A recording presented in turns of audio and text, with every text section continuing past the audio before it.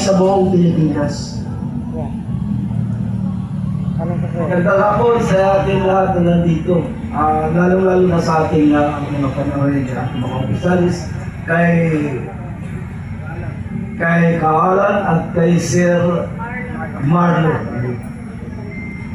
Yung patuloy po natin na pakikibakan dito patungkol dyan po kay Rector.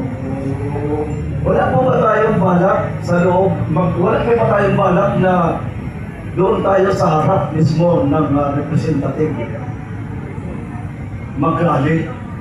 Ang tunay po niyan, mahal kong kaibigan, kami po ay nagpahayag na niya sa HOR, sa House of Representatives ng mga nagdaang araw. Ano po? Ito po ay ginagawa na namin at kagaya po niyan, kami po ay patuloy na nananawagan sa aming hinaing kay Executive Secretary Ralph Recto na kailangan na niya po bumaba sa pwesto sapagkat ang taong bayan na po ang nagsasabi na si Executive Secretary Ralph Recto ay kailangan na po bumaba sa pwesto. So, ito nga hanggang sa ngayon ang panawagan natin, umaabot na tayo ng 32 days. Hanggang ngayon na hindi tayo pinapakinggan ng nasabing Batman. Batman ba? Batman? Yeah, Batman. Oo. Ano ang dapat natin gawin? At saan hanggang dito na lang ba tayo makikipaglaban sa kanya? Sa totoo po kasi, naniniwala po kasi ang unang distrito at ang aking pong mga kasama, kami po lahat dito.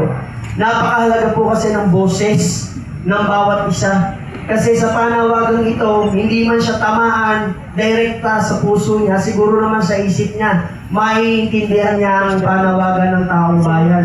Kasi mga minamahal kong kababayan, ang panawagan naman po ito ay hindi lamang po sa unang distrito ng Batangas. Ito po ay panawagan ng bawat mamamayang lumalaban ng patas sa buhay. Ano po? Ngayon po si Executive Secretary Ralph Recto, kung kami naman po ay hindi niya pakikinggan, abay mahiya naman po siya. Dahil siguro naman po meron po siyang palabra di amor. O sabihin na natin kahihiyan sa sarili, ano po?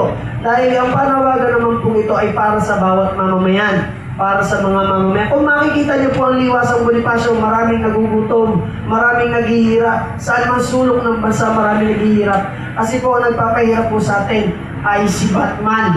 Walang iba kundi si Executive Secretary Ralph Recto po.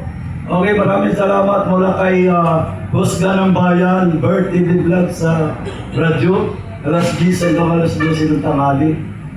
Monday to Friday. Maraming salamat sa inyo. Next. Sir, matatanong? Matatanong? Follow-up question ko lang.